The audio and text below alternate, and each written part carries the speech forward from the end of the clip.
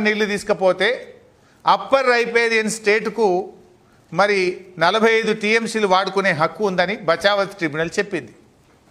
దాని ప్రకారంగా 45 టీఎంసీలు మేము పాలమూరు ఎత్తిపోతల పథకానికి నికర జలాలు కేటాయించుకుంటామని చెప్పి పాలమూరు ఎత్తిపోతల పథకంలో డిపిఆర్లో పొందుపరిచి మేము కేంద్రానికి పంపాము. ఆ రోజు కేంద్ర జలవనరుల మంత్రిత్వ శాఖ సిడబ్ల్యూసి నేతృత్వంలో సిడబ్ల్యూసి మాజీ చైర్మన్ బజాజ్ గారి నేతృత్వంలో కమిటీ వేసిండ్రు. ఆ కమిటీ ఈ 45 టీఎంసీలు పాలమూరుకు తెలంగాణ రాష్ట్రం వాడుకోవచ్చా రాదా అని నిర్ణయించాలని కమిటీ వేసిండ్రు. కానీ చంద్రబాబు నాయుడు గారు కిరికిరి పెట్టి కమిటీ మీద ఒత్తిడి తెచ్చి కేంద్ర బీజేపీ ప్రభుత్వంలో తన పలుకుబడిని ఉపయోగించి ఇయ్యాలటి వరకు కమిటీ రిపోర్ట్ రానియలే. ఆ రిపోర్ట్ వస్తే ఇవాళ పాలమూరుకు కోట్ల కేసే లేదు, పాలమూరు ప్రాజెక్టు ఆగనే ఆగదు. మరి సమన్యాయమే నిజమైతే, రెండు కళ్ళ సిద్ధాంతమే నిజమైతే ఎందుకు కిరికిరి పెడుతున్నారు?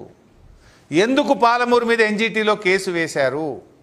న్యాయంగా హక్కుగా బచావత్ ట్రిబ్యునల్ చెప్పిన దాని ప్రకారంగా 45 టీఎంసీలు తెలంగాణకు రావాలి కదా. దీన్ని ఎందుకు ఆపుతున్నారో బాబు గారు చెప్పాలి.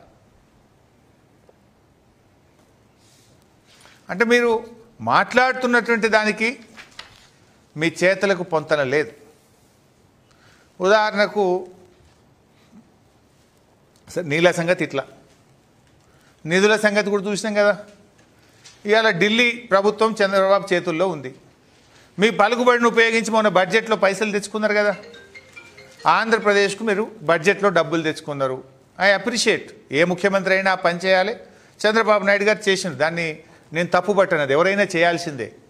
మరి సమన్యాయం, రెండు తెలుగు రాష్ట్రాల మీద మీకు ప్రేమ ఉంటే తెలంగాణకు బడ్జెట్లో గుండు సున్నా ఎందుకు వచ్చింది? రేవంత్ రెడ్డికి చేతగాకపోయి ఇక్కడ గెలిచిన 8 ఎంపీలు అడగకపోయి, మా 2 కేంద్ర మంత్రులు తెలంగాణలో ఉంటే వీళ్ళ గొంతు మూగబాయే. మరి సమన్యాయం అన్న బాబు గారు కూడా ఎందుకు మాట్లాడలేదని నేను అడుగుతున్నా. ఆంధ్రప్రదేశ్కు అమరావతికి నిధులు తెచ్చుకున్నారు కదా. సమన్యాయమే నిజమైతే, రెండు కళ్ళే నిజమైతే అమరావతితో పాటు హైదరాబాద్ కూడా నిధులు కేంద్ర బడ్జెట్లో రావాలి కదా. రాలేదంటే మీది రెండు కళ్ళు కాదు, ఒకటే కన్ను ఆంధ్రప్రదేశ్ దిక్కే చూస్తుండ్రు. మీ రెండు కళ్ళు ఆంధ్రప్రదేశ్ దిక్కే చూస్తున్నాయి. మరి ఇంకో మాట అడుగుతున్నా, మీరు వైజాగ్ ఉక్కు ఫ్యాక్టరీని ప్రైవేటీకరణ చేయకుండా ఆపారు. ఇన్ఫ్యాక్ట్ బీఆర్ఎస్ పార్టీ కేసీఆర్ గారు కూడా విశాఖ ఉక్కును ప్రైవేట్ పరం చేయొద్దు అని, మా రాష్ట్రంలో లేకపోయినా విశాఖ ఉక్కుకు ఆందోళనకు మేము మద్దతు తెలిపాం.